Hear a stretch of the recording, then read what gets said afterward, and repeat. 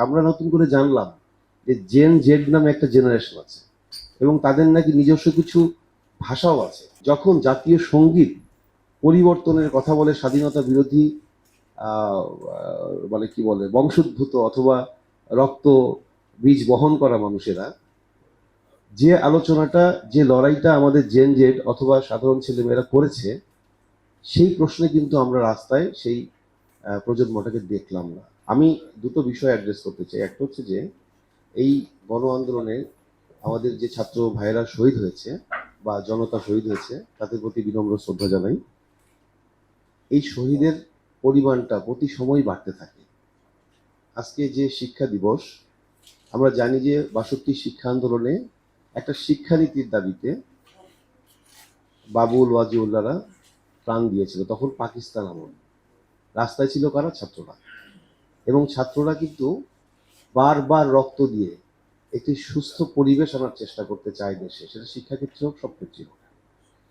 আচ্ছা, এরপরে আমরা দেখলাম যে মহান মুক্তিযুদ্ধে অনেক ছাত্র, এই যে আকাশ ভাইদের সমসাময়িক যারা আছে এবং এই যে বসে আছে আজকে যে সভাপতিত্ব করতেছে মাহমুদ সেলিম, উনি কিন্তু রণাঙ্গনে ছিলেন। উনি একজন মুক্তিযোদ্ধা এবং সরাসরি ফ্রন্ট ফাইটে ছিলেন, মানে আন্ডারগ্রাউন্ড থেকে নির্দেশ দেন নাই বা ক্যাম্পে বেস ক্যাম্পে বসে নির্দেশ দেন। উনি কিন্তু সরাসরি তার পাশেই ছিল একজন যে শহীদ হয়ে যায় গুলিকে। তো এই যে মুক্তিযুদ্ধের মধ্য দিয়ে ৩০ লক্ষ শহীদ, তাদের যে তাজা রক্ত গিয়েছে দেশের জন্য, সেই রক্তের ভেতর দিয়ে একটি রাষ্ট্রের জন্ম হয়েছে, একটি মানচিত্রের জন্ম হয়েছে। এই মানচিত্রে আবার জাতীয় সঙ্গীত হয়েছে, একটি জাতীয় পতাকা, জাতীয় ফুল, জাতীয় সবকিছু। আজকের এই আচ্ছা, মুক্তিযুদ্ধের পরবর্তীতে দেখলাম স্বৈরশাসন অনেকবার এসছে, সেনা শাসন, স্বৈরশাসন। মানুষ কিন্তু এই শাসনগুলোকে কোনোভাবেই অ্যাকসেপ্ট করেনি এবং তাড়িয়েছে। বিদেশি শক্তির দ্বারা পরিচালিত কোনো শক্তিও যদি এদেশে এসে থাকে, তাদেরকেও মানুষ কিন্তু উৎখাত করেছে। পরবর্তীতে আমরা দেখলাম যে এরশাদের যে ৯ বছরের শাসনামল, প্রায় ৩৫০-৩০০রও বেশি ছাত্র এবং জনতা শহীদ হয়েছে, শ্রমিক শহীদ হয়েছে। এরপরে আমরা দেখলাম, এরপরে যতগুলো নির্বাচন এবং বিতর্কমূলক নির্বাচনের ভেতর দিয়ে রাষ্ট্র গঠন হয়েছে, প্রত্যেকটারই কিন্তু পক্ষ বিপক্ষ সমালোচনা এবং মানুষের প্রাণহানি হয়েছে। এবং সর্বশেষ যে স্বৈর শাসনের পতন ঘটলো, শেখ হাসিনার পতন, সেই পতনটার ভেতর দিয়ে একটি নতুন স্বপ্ন জন্ম নিয়েছে একটি তরুণ প্রজন্মের কাছে। আমরা নতুন করে জানলাম যে জেন জেড নামে একটা জেনারেশন আছে এবং তাদের নাকি নিজস্ব কিছু ভাষাও আছে, যেটা আমরা আসলে জানি না। যখন জাতীয় সঙ্গীত পরিবর্তনের কথা বলে স্বাধীনতা বিরোধী মানে কি বলে বংশোদ্ভূত অথবা রক্ত বীজ বহন করা মানুষেরা যে আলোচনাটা যে লড়াইটা আমাদের জেন জেড অথবা সাধারণ ছেলেমেয়েরা করেছে, সেই প্রশ্নে কিন্তু আমরা রাস্তায় সেই প্রজন্মটাকে দেখলাম না। খুবই হতাশাজনক। রাষ্ট্র একবারই স্বাধীন হয়, বিপ্লব একবারই হয়, কিন্তু অভ্যুত্থানের ভেতর দিয়ে সরকারের পরিবর্তন ঘটে, রেজিমের পরিবর্তন ঘটে, কিন্তু আমাদের মূল চেতনা কিন্তু মহান মুক্তিযুদ্ধ। আজকের এই আলোচনার ভেতরে আমরা সেই জিনিসটা দেখতে পেলাম যে এই পরিবর্তনটা যে আশা নিয়ে, যে স্বপ্ন নিয়ে ছেলেমেয়েরা করেছে, সেই স্বপ্নগুলো দেয়ালের মধ্যে তারা লিখেছে যে পাতা ছিঁড়বেন না, অনেক ধর্মের মানুষ আছে। ছোট ছোট গল্প কিন্তু এগুলো দেয়ালের মধ্যে ছেলেমেয়েরা লিখেছে তাদের মতন করে, আমিও তাদের সঙ্গে যোগ দিয়েছিলাম।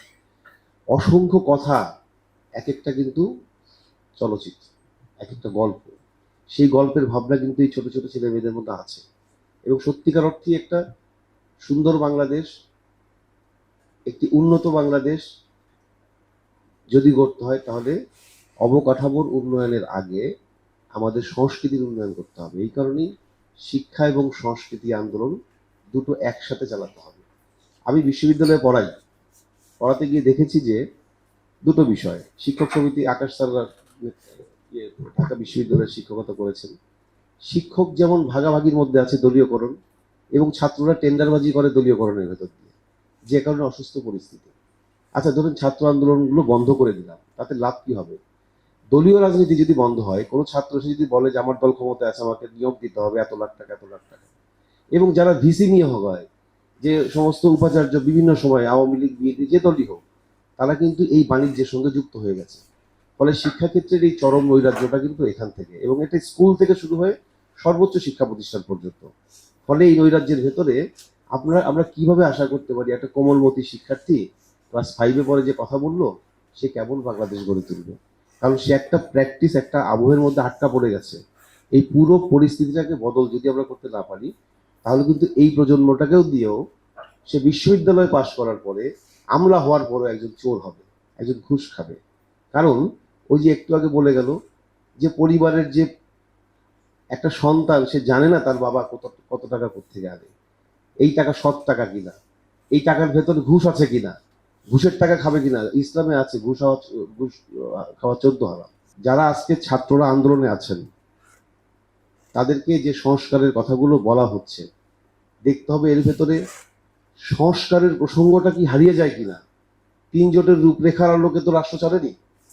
তাহলে এই যে অভ্যুত্থান যে হলো, যে ছাত্ররা আন্দোলন করলো, জনতা আন্দোলন করলো, তাদের যে আকাঙ্ক্ষা, সেই আকাঙ্ক্ষা যদি পরিপূর্ণভাবে বাস্তবায়ন না হয় তাহলে কিন্তু এই রক্তগুলো বৃথা হয়ে যাবে। সংবাদ, ফিচার ও অনুষ্ঠানের জন্য ভিজিট করুন সংবাদ প্রকাশের ওয়েবসাইট এবং যুক্ত থাকুন ফেসবুক পেজ ও ইউটিউব চ্যানেলের সঙ্গে।